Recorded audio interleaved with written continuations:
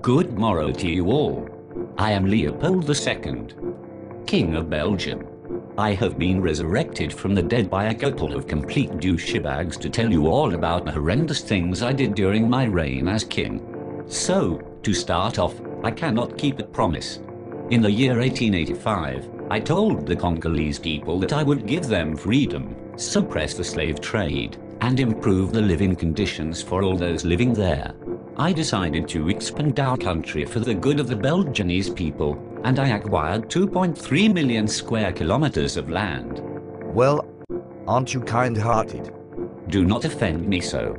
I am a greedy bastard. In 1887 I declared all land not being lived on property of the state. Wait, who the bloody hell are you? Since when were you a part of this production? Since I made the director's cut. Go on. This is getting interesting. Well, come 1888, I had made 3 decrees, one prohibiting trade in arms, I set work condition for the Congolese people, and set up the force publique.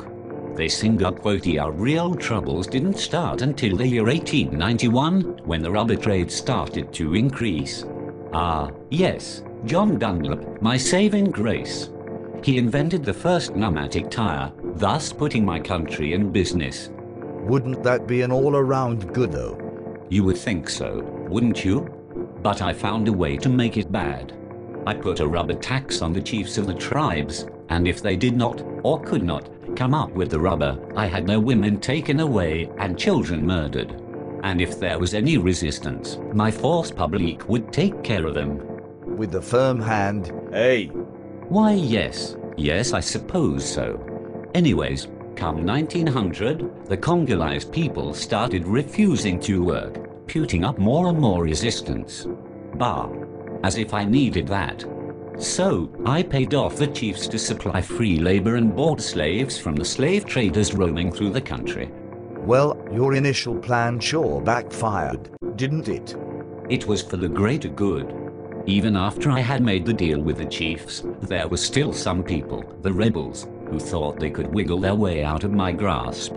They were soon proven wrong, and my force dug them out of the trees and bushes. Now, that's just wrong. Treating your people like horse shit. No wonder they didn't want to work for you. There's more. To prove the success of their patrols, I had my soldiers cut off their hands.